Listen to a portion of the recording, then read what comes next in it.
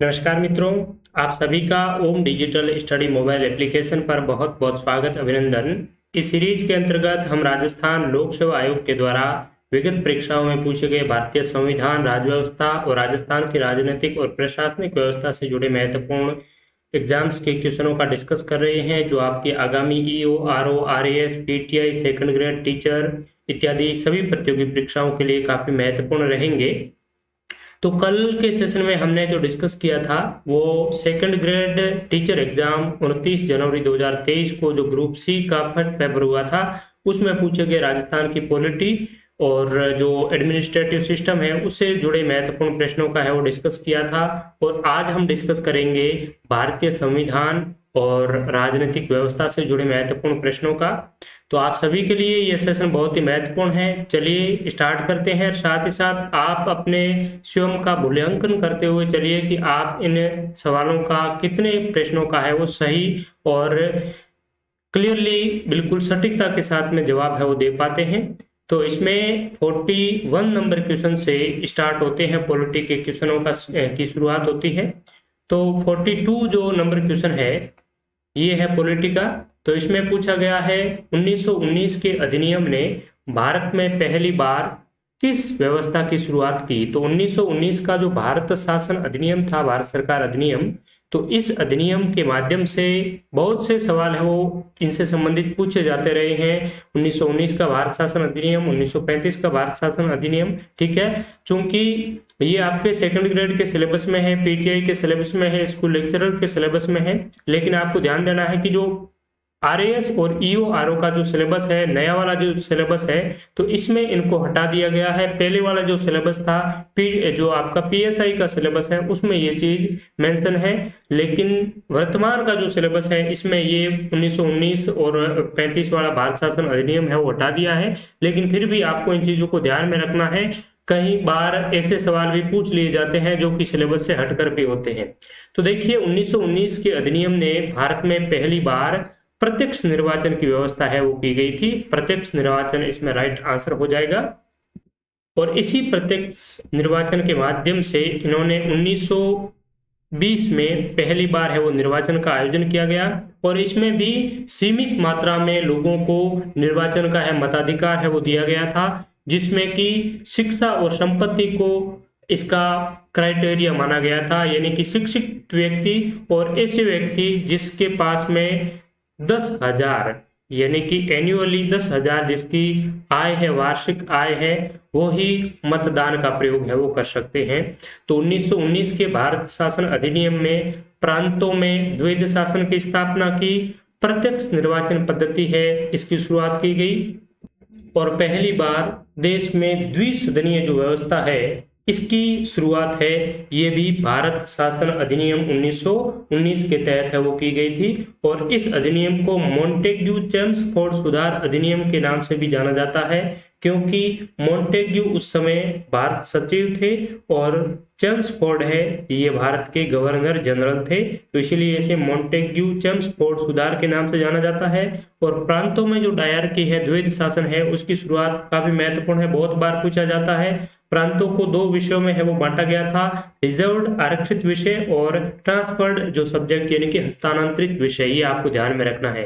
इसके अलावा जो संघीय न्यायालय है ये भारत शासन अधिनियम 1935 में स्थापित किया गया था। इसके अलावा आरबीआई की स्थापना भी भारत शासन अधिनियम 1935 में की गई थी। 1919 में आपको ध्यान में रखना है केंद्रीय जो लोक सेवा आयोग है इसकी स्थापना की गई थी, लेकिन 1935 में संघीय लोक सेवा आयोग के साथ साथ में राज्यों के लिए राज्य लोक सेवा आयोग और दो या दो से अधिक राज्यों के लिए संयुक्त राज्य लोक सेवा आयोग की भी शुरुआत 1935 के भारत शासन अधिनियम में की गई थी। तो ये महत्वपूर्ण बातें ध्यान में रखना है। प्रांतों को स्वायत्तता और केंद्र में द्वैध शासन की स्थापना भी 1935 के भारत शासन अधिनियम में की गई थी। लेकिन प्रांतों में द्वैध शासन की बात आए तो आप बताएंगे 1919 का भारत शासन अधिनियम, लेकिन प्रांतों की स्वायत्तता या केंद्र में द्वैध शासन की बात आए तो आप करेंगे 1935 का भारत शासन अधिनियम। नेक्स्ट है भारत शासन अधिनियम 1935 के अनुसार प्रस्तावित संघीय विधायिका के उच्च सदन का नाम क्या था। तो भारत शासन अधिनियम 1935 में एक संघीय विधायिका जिसे फेडरल लेजिस्लेचर के नाम से जाना जाता है, इस संघीय विधायिका के दो सदन रखे गए थे। एक का नाम था उच्च सदन, और उच्च सदन को क्या कहा जाता है, तो यहां पर दिया हुआ है federal chamber of princes, council of state, council of states, chamber of princes. तो देखिए यहाँ पर विकल्प नंबर 2 और 3 में आप काफी कंफ्यूज हो सकते हैं, काउंसिल ऑफ स्टेट और काउंसिल ऑफ स्टेट्स। तो 1935 का जो भारत शासन अधिनियम था उसमें काउंसिल ऑफ स्टेट यानी कि राइट आंसर हो जाएगा 2, जो उच्च सदन था उसको काउंसिल ऑफ स्टेट नाम दिया गया था, ना कि काउंसिल ऑफ स्टेट्स। बहुत महत्वपूर्ण है, आपको ध्यान में रखना है। और जो निम्न सदन था उसका क्या नाम रखा गया, तो ये भी बहुत ही महत्वपूर्ण है। तो निम्न सदन का नाम रखा गया था हाउस ऑफ असेंबली। क्या? House of assembly. ये तो निम्न सदन था, यानी कि विधान सभा भी कह सकते हैं, ठीक है। और उच्च जो सदन जिसे काउंसिल ऑफ स्टेट यानी कि राज्य परिषद, राज्य की परिषद, ठीक है।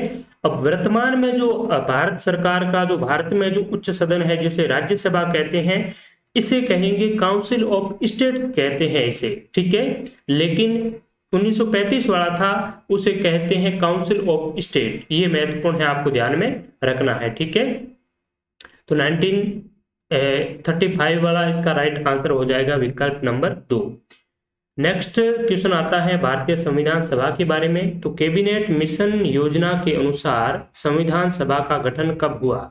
तो संविधान सभा के गठन के लिए ब्रिटिश सरकार ने एक मिशन भेजा था जिसका नाम था कैबिनेट मिशन। और ये जो कैबिनेट मिशन है ये 24 मार्च 1946 को भारत आता है।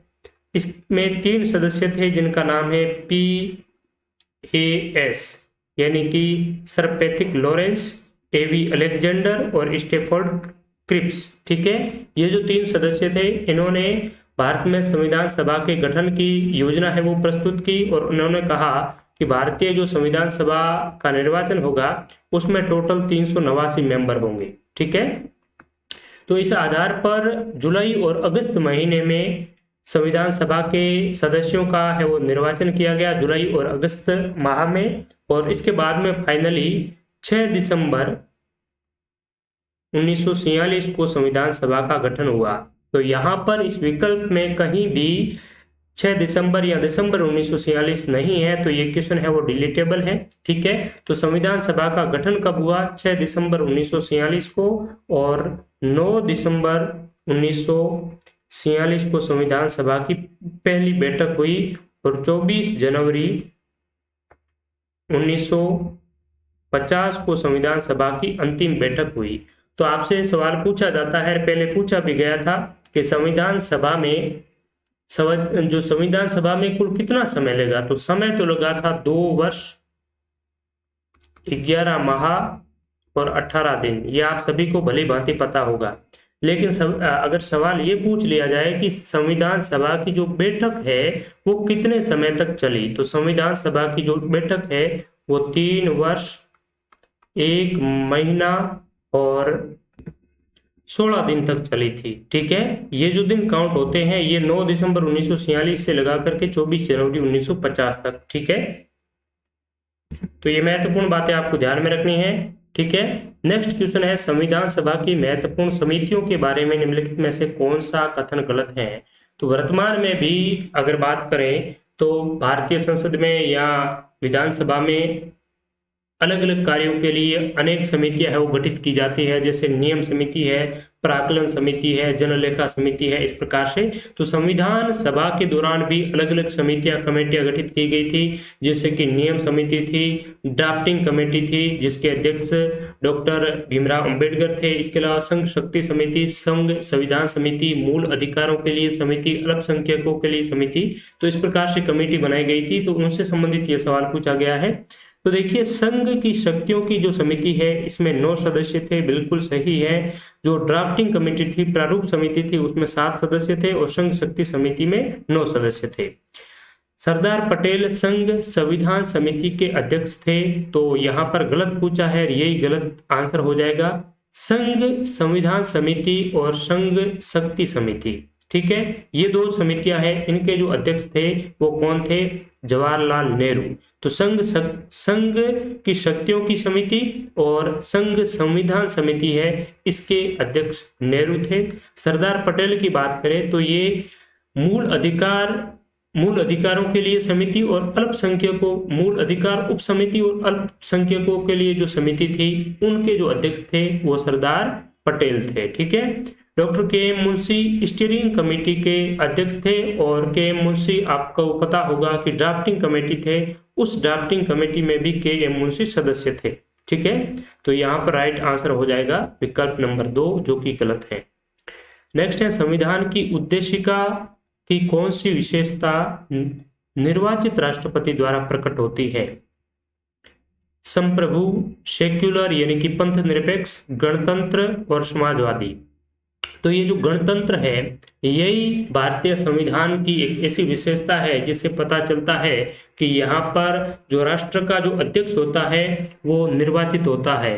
यानी कि गणतंत्र का मतलब ये कह सकते हैं कि देश की जो सर्वोच्च शासन प्रणाली है वो जनता के हाथों है। और भारत की अगर देखा जाए तो जो राष्ट्रपति होता है वो जनता द्वारा अप्रत्यक्ष रूप से निर्वाचित होता है। ठीक है।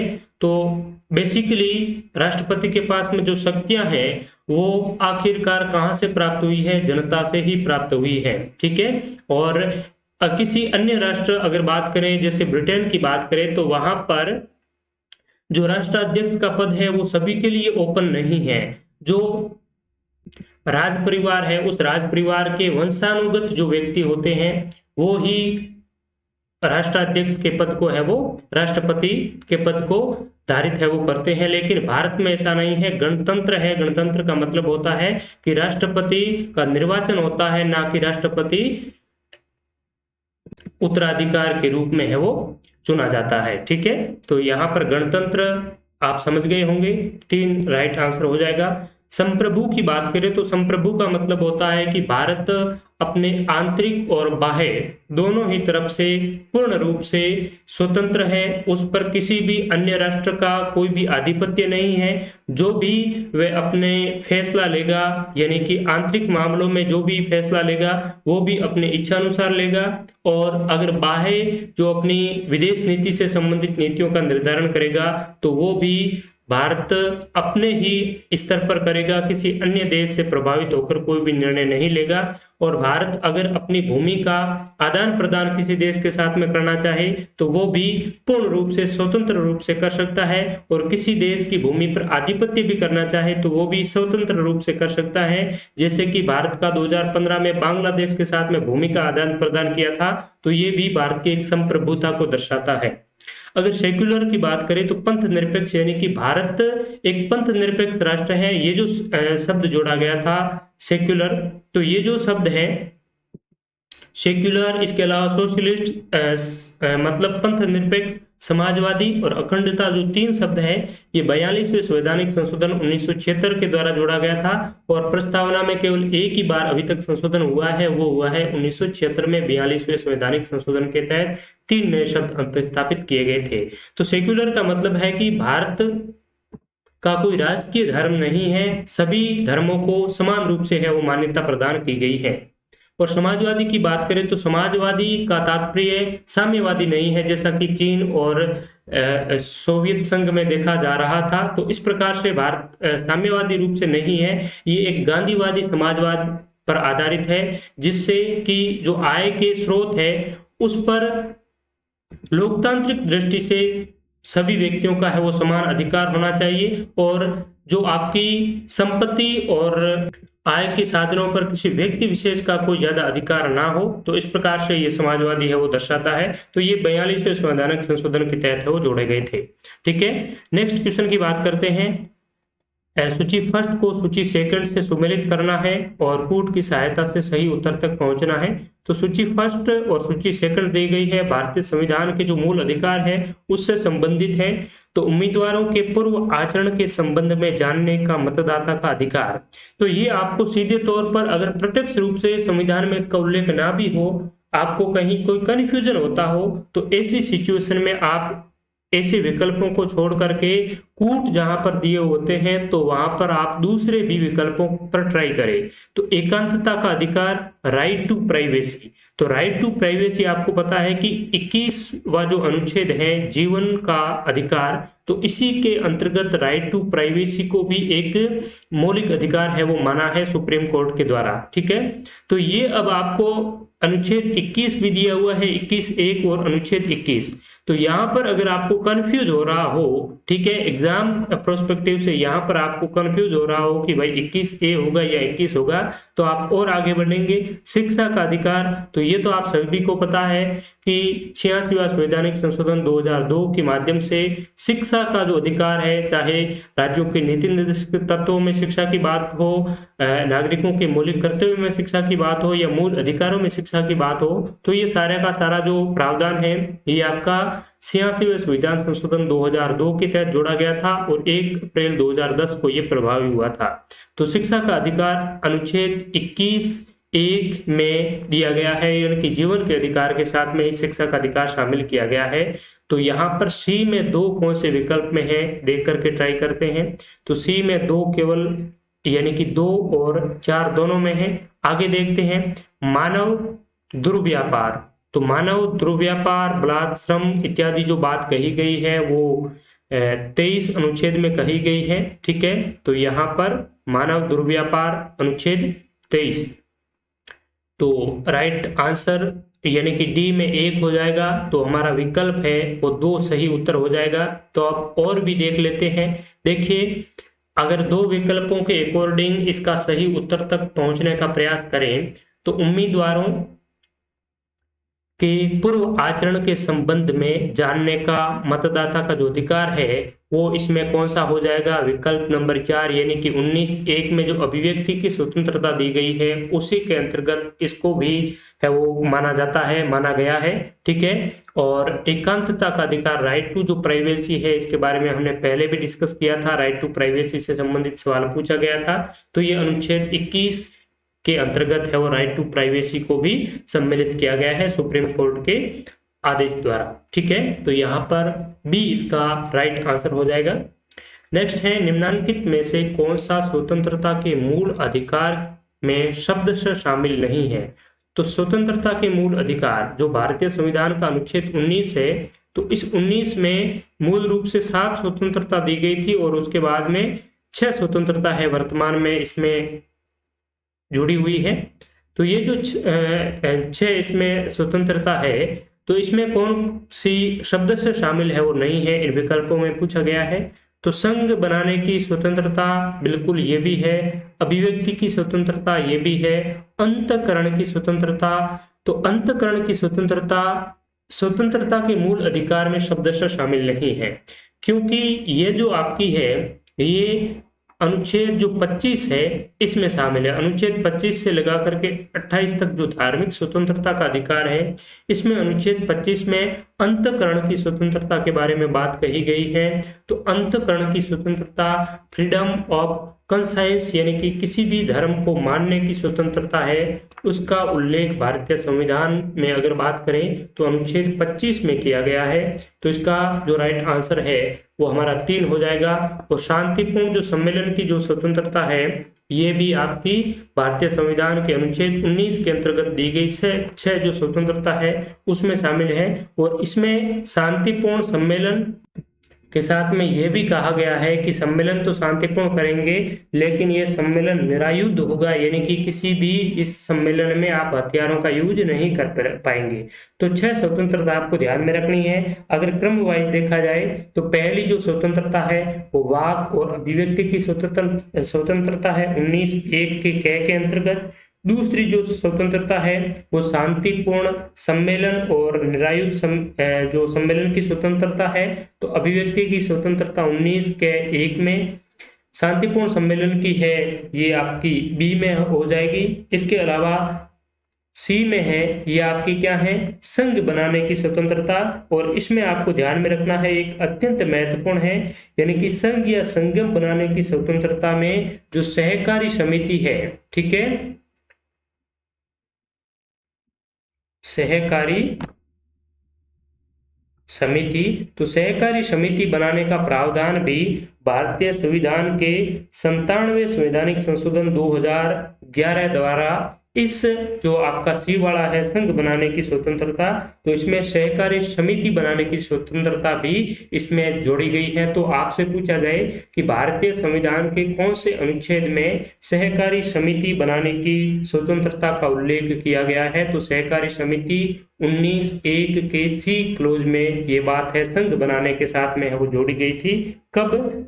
97वां यानी कि 97th जो कॉन्स्टिट्यूशनल अमेंडमेंट 2011 है इसी के माध्यम से। ठीक है, तो ये सी तक हो गया। इसके बाद में अगर बात करें डी की, तो भारतीय राज्य क्षेत्र में अबाध भ्रमण की स्वतंत्रता, ये आपकी डी के अंतर्गत कही गई है। इसके अलावा भारतीय राज्य क्षेत्र के किसी भाग में निवास करने और बस जाने की स्वतंत्रता, ई। और इसके बाद में कोई वृत्ति, आजीविका, उपजीविका या व्यापार करने की जो स्वतंत्रता है वो आपकी एफ में कही गई है। ठीक है, तो ये आपको ध्यान में रखना है। 6 प्रकार की मूल अधिकार में नागरिकों को स्वतंत्रता है वो प्रदान की गई है। ये स्वतंत्रता राज्य के विरुद्ध भी है और किसी नागरिकों को किसी नागरिक के विरुद्ध में भी इस स्वतंत्रता को कह सकते हैं।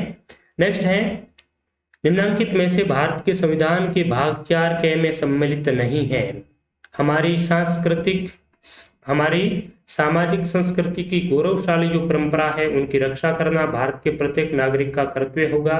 हिंसा से दूर रहना भारत के प्रत्येक नागरिक का कर्तव्य होगा। प्राकृतिक पर्यावरण की रक्षा करना भारत के प्रत्येक नागरिक का कर्तव्य होगा। हमारी जो राष्ट्रीय भाषा हिंदी है उसका आदर करना भारत के प्रत्येक नागरिक का कर्तव्य होगा। वैसे हिंदी का, हमारी राष्ट्रीय भाषा का, राज्य भाषा का, जो हमारी मातृभाषा है उनका आदर करना प्रत्येक नागरिक का मौलिक कर्तव्य है। लेकिन भारतीय संविधान के जो भाग 4 के में ये बात है वो उल्लिखित नहीं है। ठीक है, तो ये इसका राइट आंसर हो जाएगा। हमारी जो सांस्कृतिक संस्कृति की जो गौरवशाली परंपरा है उसका रक्षा करना है, हिंसा से दूर रहना है। इसके अलावा जो प्राकृतिक पर्यावरण है जिसमें वन, झील, नदी और वन को शामिल किया गया है, वन, झील, नदी और वन्य जीव। ठीक है, ये 4 आप नाम याद रखेंगे, काफी बार पूछा जाता है कि प्राकृतिक जो पर्यावरण में वो क्या है। ठीक है, तो प्राकृतिक पर्यावरण के अंतर्गत वन है, झील है, नदी है और वन्य जीव है, इनको शामिल किया गया है। तो इनकी क्या करना है, हमें प्रोटेक्शन करना है, रक्षा करना है और प्राणी मात्र के प्रति दया की भावना रखना है। ठीक है, अब राष्ट्रीय भाषा, तो भाषा की बात इस जो मूल कर्तव्य है भाग 4 के में भाषा की बात कही गई है, लेकिन राष्ट्रीय भाषा हिंदी जैसी कोई बात नहीं है। उसमें यह कहा गया है कि भारत के सभी लोगों में जो समान भ्रातृत्व की भावना का निर्माण करना होगा। धर्म, भाषा और वर्ग आधारित जितने भी भेदभाव है उस भेदभावों का है वो त्याग करना होगा। ठीक है, तो ये हिंदी भाषा के संबंध में बात है वो कहीं नहीं लिखी गई है। और आपको पता ही होगा भारतीय संविधान का जो भाग 4 के है इसका अनुच्छेद 51 के है, इसमें आपके 11 मूल कर्तव्य है नागरिकों को प्रदान किए गए हैं। ठीक है, नेक्स्ट है, निम्नलिखित में से किन राज्य या नीति के निर्देशक सिद्धांतों को भारत के संविधान में अलग अलग संविधान संशोधन द्वारा सम्मिलित किया गया है। बहुत ही अच्छा प्रश्न है और इस प्रकार का प्रश्न निश्चित रूप से आपकी आरएएस परीक्षा और ईओआरओ परीक्षा में है वो पूछे जाने की बहुत ही संभावना है। तो देखिए, समान न्याय और निःशुल्क विधिक सहायता, तो समान न्याय और निःशुल्क जो विधिक सहायता है ये मूल संविधान में नहीं थी, बाद में जोड़ी गई है। ठीक है, सहकारी समिति वाला, तो ये भी मैंने बताया कि मूल अधिकार में भी सहकारी समिति वाली बात कही गई है। और आपके राज्यों के नीति निर्देशक तत्व है, इसमें भी संविधान में सहकारी समिति की बात है वो मूल रूप से नहीं थी लेकिन बाद में जोड़ी गई है।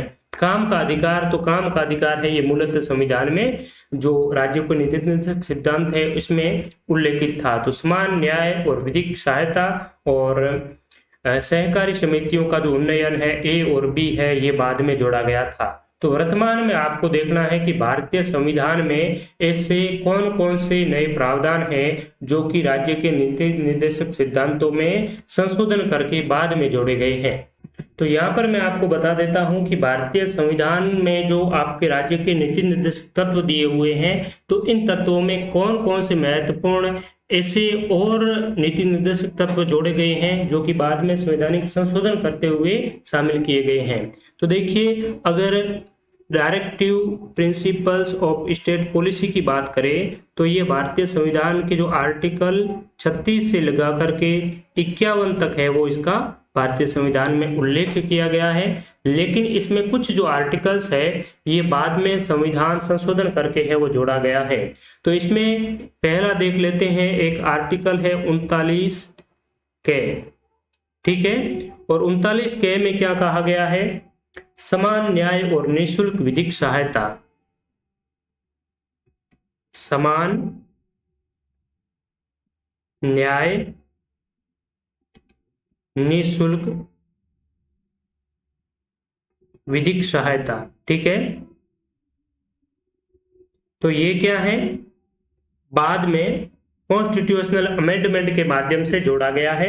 तो कौन से संविधान संशोधन के माध्यम से समान न्याय और निःशुल्क विधिक सहायता है वो जोड़ा गया है? तो आपको ध्यान में रखना है, ये जोड़ा गया है 42nd कॉन्स्टिट्यूशनल अमेंडमेंट, 42वें संवैधानिक संशोधन 1976 के तहत। इसके अलावा एक अनुच्छेद है 43 के और एक अनुच्छेद है 43 है, ये भी आपके संविधान के संशोधन के माध्यम से जोड़ा गया है।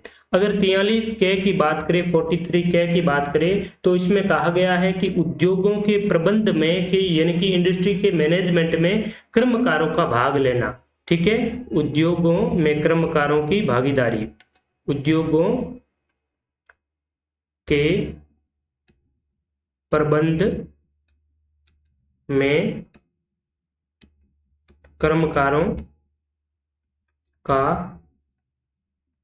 भाग लेना। तो ये कौन से अनुच्छेद में कहा गया है? 43 के में, राज्यों के नीति निर्देशक के अंतर्गत। और ये बात भी आपके 42वें संवैधानिक संशोधन 1976 के तहत है वो जोड़ी गई थी। इसके अलावा बात करें 43 खे की, तो 43 खे में सहकारी सोसाइटी, ठीक है, सहकारी सोसाइटी वाली जो बात है ये कहां पर कही गई है? 43 के में सहकारी सोसाइटियों का उन्नयन। इसमें कहा गया है कि राज्य भारत के समस्त राज्य क्षेत्रों में नागरिकों के लिए व्यवसायिक जो उन्नयन है उनके प्रबंधन के लिए सहकारी सोसाइटियों के गठन का है वो प्रावधान करेगा। तो 43 के में सहकारी सोसाइटियों की बात कही गई है। तो सहकारी सोसाइटियों वाला ये कब जोड़ा गया था? कौन से संवैधानिक संशोधन के माध्यम से जोड़ा गया था? तो ये 97वां संवैधानिक संशोधन, ठीक है, 97th कॉन्स्टिट्यूशनल अमेंडमेंट, ये हुआ था आपका 2011 में,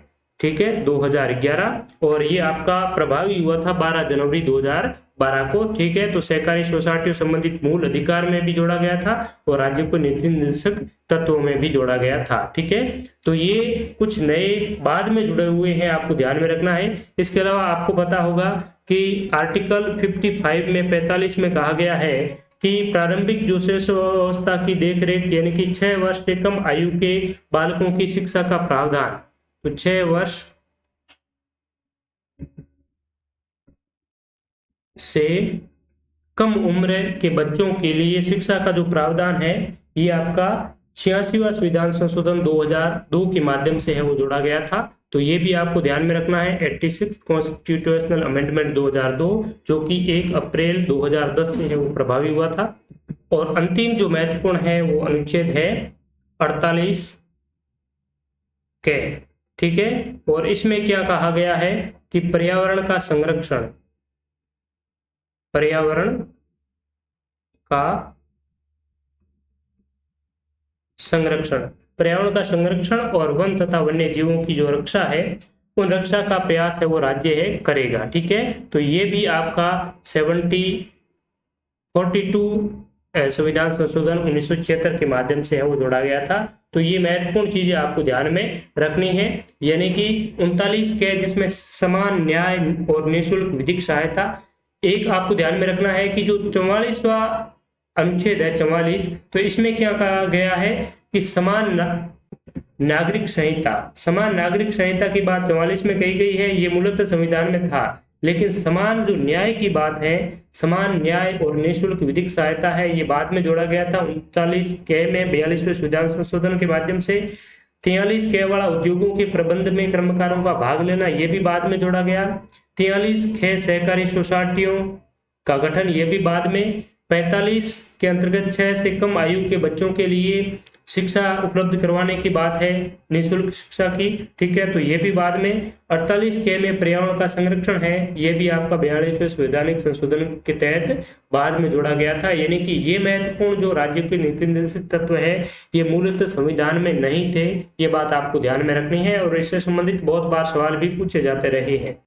तो फाइनली हमारा यहाँ पर जो आंसर हो जाएगा ए और बी हो जाएगा। काम का जो अधिकार है, कर्मकारों के प्रबंधन वाला वो अलग है, काम का अधिकार अलग है।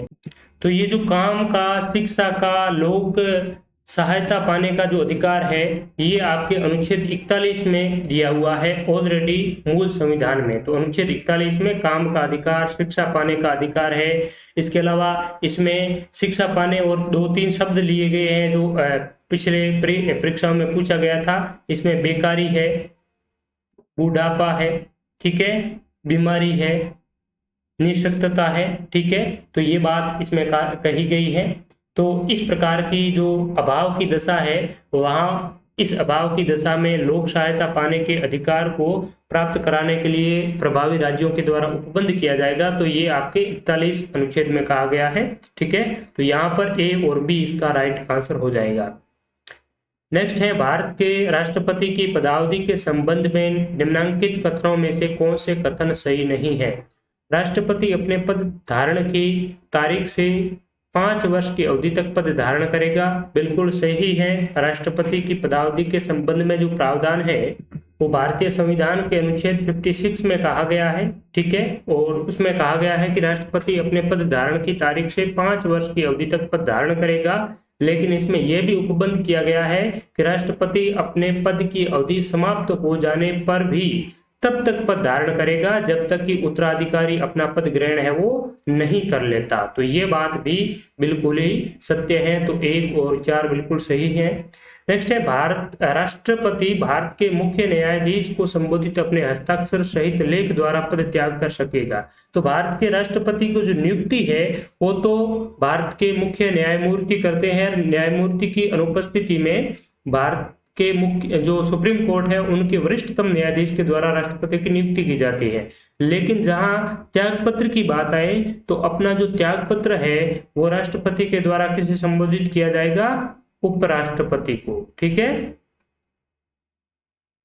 तो यहाँ पर उपराष्ट्रपति होगा, इसलिए ये आपका सही नहीं है। संविधान का अगर अतिक्रमण किया जाता है राष्ट्रपति के द्वारा तो अनुच्छेद 61 में उपबंधित रीति, ये रीति क्या है, महाभियोग की। तो महाभियोग की रीति के माध्यम से राष्ट्रपति को अपने पद से वो हटाया जा सकता है, ठीक है। और इसमें आपको ध्यान में रखना है कि राष्ट्रपति उपराष्ट्रपति को हस्ताक्षर सहित जो लेख देंगे, यानी कि हस्ताक्षर सहित लेख के माध्यम से अपना जो पद का त्याग करेंगे, तो इस पद की त्याग के संबंध में राष्ट्रपति के द्वारा जो प्रथम दृष्टया जो सूचना दी जाएगी वो किसको देंगे राष्ट्रपति, लोकसभा अध्यक्ष को राष्ट्रपति के द्वारा है वो तत्काल प्रभाव से इसकी सूचना है वो देनी होगी, ठीक है।